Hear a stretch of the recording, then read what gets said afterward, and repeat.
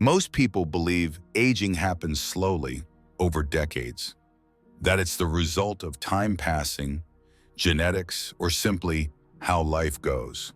But what almost no one considers is that aging doesn't only come from the years behind you. It comes from the patterns you repeat every single morning without thinking. Not dramatic habits, not obvious mistakes, not the things that doctors warn you about, but one quiet routine that feels harmless, familiar, responsible even. It usually starts the same way. You wake up, you sit up, you take a breath, and before the day has truly begun, your body is already being pushed in a direction it no longer recovers from the way it used to. Most people over 60 do this habit automatically. They've done it for years, decades. It worked before, or at least it seemed to. And because nothing bad happens immediately, it never gets questioned. But the body after 60 is not the same body it was at 40. It responds differently, it absorbs stress differently, and it keeps score differently. What once felt neutral now quietly accelerates where? The unsettling part is this. People don't notice it because the damage doesn't feel sharp. It feels gradual, like slower mornings, stiffer joints that take longer to warm up, energy that fades earlier in the day, digestion that feels heavier, a mind that needs more time to fully wake. None of these scream danger. They whisper adjustment. And because they whisper, most people ignore them. What makes this habit especially dangerous is that it hides behind good intentions. It feels disciplined, normal, even healthy depending on what you were taught years ago. It's often praised, rarely challenged, passed down casually without context. But after 60, the body's priorities change. It no longer thrives under the same forms of pressure. It no longer benefits from forcing alertness too early, and it no longer compensates as easily for small daily stressors. This is why two people of the same age can wake up and experience the day completely differently. One feels grounded, steady, present. The other feels rushed before they've even started up, tense without knowing why, tired before noon. The difference isn't motivation, it isn't discipline, it isn't willpower. It's the way the morning begins. Here's what almost no one tells you. Your body doesn't reset overnight the way it once did. Mornings are no longer neutral territory. They are leverage points. And how you treat your system in the first moments of the day determines how fast stress accumulates or how well balance is preserved. The habit we're talking about doesn't announce itself as harmful. It blends in a routine. It feels productive. It feels familiar. That's exactly why it works against you now. And the real issue isn't that people over 60 are doing something wrong. It's that they're doing something outdated. For a body that has evolved into a different stage of life, the body after 60 is not weaker. It's more selective. It rewards calm initiation. It punishes sudden demand. And it remembers how you start the day far longer than you realize. If you've ever wondered why mornings feel heavier than they used to, even when your sleep hasn't changed, this may be why. If you've noticed that your energy no longer builds naturally but instead peaks and crashes, this habit may be involved. And if you've felt like you're aging faster without a clear reason, you're not imagining it. This isn't about fear, it's about awareness. Because once you understand how this single morning habit quietly accelerates aging after 60, you can change the entire trajectory of your day, and over time, how your body experiences aging itself. And the most surprising part, removing it doesn't require effort. It requires permission. Permission to start the day differently than you were taught. Permission to respect the body you have now, not the one you had decades ago. Before we go any further, it's important to understand this. Aging faster doesn't come from one big mistake. It comes from small, repeated signals that tell the body to stay on alert when it no longer should. And that signal often begins within the first minutes after you wake up. For most people over 60, mornings follow a script they didn't consciously choose.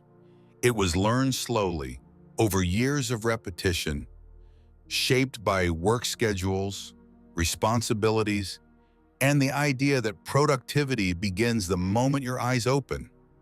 You wake up, you sit up, you prepare yourself to start the day. There's comfort in that familiarity. The body recognizes the sequence. The mind follows. And because this routine once worked, when life was faster and demands were heavier, it still feels correct. But what often goes unnoticed is that the body waking up today is not the same body that learned this rhythm decades ago. The nervous system is slower to shift gears. Blood pressure takes longer to stabilize. Muscles need more gentle signals before they fully engage. Digestion hasn't caught up yet. And yet, the morning routine rarely reflects these changes. Instead, many people push through the transition from sleep to alertness as if nothing has changed. And because the body doesn't protest loudly, the habit stays. This is where familiarity becomes dangerous, not because it's dramatic, but because it's quiet. People begin noticing small things, a stiffness that lingers longer, a sense of being rushed even when there's nowhere to be, energy that feels borrowed rather than natural, a body that wakes up already bracing for the day. Most brush it off. This is just aging. This happens to everyone. This is normal after 60. But normal doesn't always mean optimal. What's happening beneath the surface is subtle. The body is being asked to perform before it has fully arrived. The system is pulled into alert mode too quickly without the gradual transition it now requires. And when that happens day after day, the cost accumulates. Not as pain, not as illness, but as accelerated wear. Earlier in life, the body had buffers. Hormones responded faster. Recovery happened quietly in the background. Stress spikes were absorbed and released more easily. Mornings could be abrupt without consequence. After 60, those buffers thin.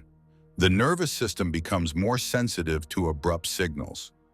Cortisol, the hormone responsible for alertness, rises more easily and stays elevated longer.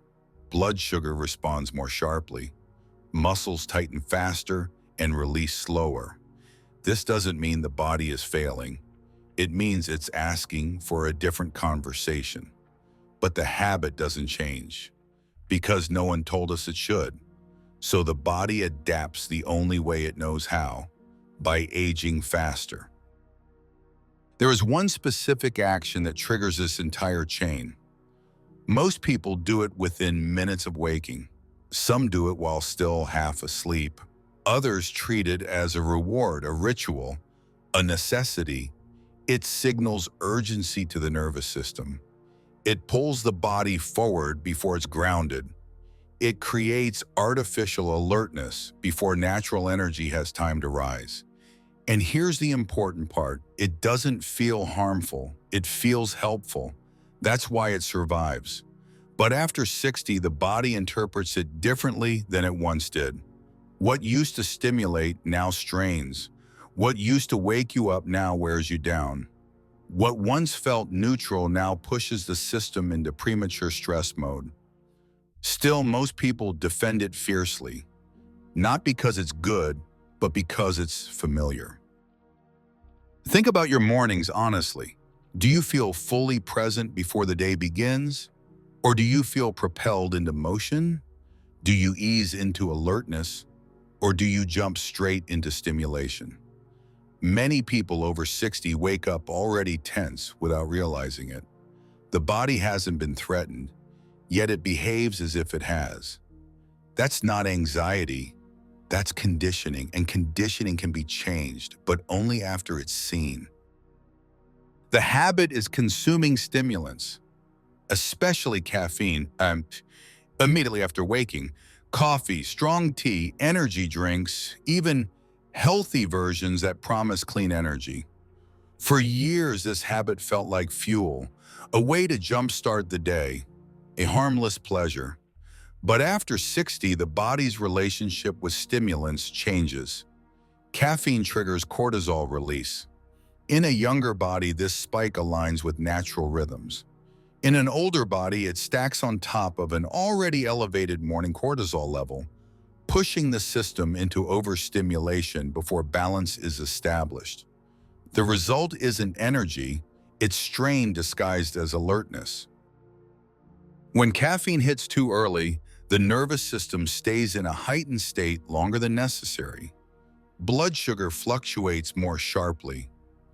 Digestion slows. Muscles stay tense. Energy peaks early and crashes later. Over time, this pattern accelerates biological aging. Not dramatically, not visibly, but measurably. People feel older than they should, not because they are, but because their mornings tell the body to hurry before it's ready.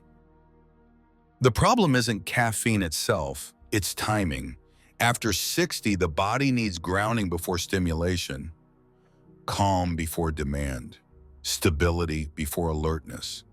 When stimulation comes first, the day never quite settles. This is why some people feel exhausted even after doing everything right. This doesn't require giving up what you enjoy.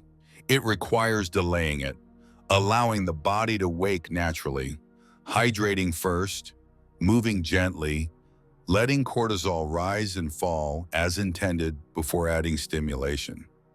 This small shift often produces surprising results: steadier energy, calmer mornings, improved digestion, better sleep at night. Not because something new was added, but because something was timed correctly. The body after 60 isn't fragile. It's precise. It responds beautifully when treated with respect. And sometimes aging faster has nothing to do with years, and everything to do with how the day begins. There is a quiet moment every morning that most people miss. It's not dramatic. It doesn't announce itself. It lasts only a few minutes, but it carries more influence over aging than many people realize. It's the moment when the body asks a simple question: am I safe to wake slowly, or do I need to rush? For decades, rushing was necessary. Life demanded it. Responsibilities shaped the rhythm, and the body adapted beautifully because it was built to. But after 60, the question changes. The body no longer needs urgency. It needs permission. Permission to arrive fully, permission to settle before stimulation, permission to wake without being pushed. When that permission is denied, not once, but every morning, the body compensates. It tightens. It accelerates. It ages faster than it needs to, not because of weakness, but because it's trying to protect itself. This is the part of aging no one explains. Many of the signals we interpret as getting older are actually signals of being rushed too often, too early for too long. And the most powerful thing about this realization is that it doesn't require force to change it, only awareness. Longevity isn't built through intensity, it's built through alignment. When mornings begin with gentleness, the rest of the day follows with less resistance. Energy becomes steadier. Focus becomes calmer. Even the way the body holds itself changes. People often think these shifts require discipline or sacrifice. They don't. They require listening. Listening to what the body is already saying quietly every single morning. And when that listening becomes a habit, something subtle happens. the body stops fighting time and starts cooperating with it. If this message felt familiar, it's because your body already understands it. You didn't need to be convinced, only reminded.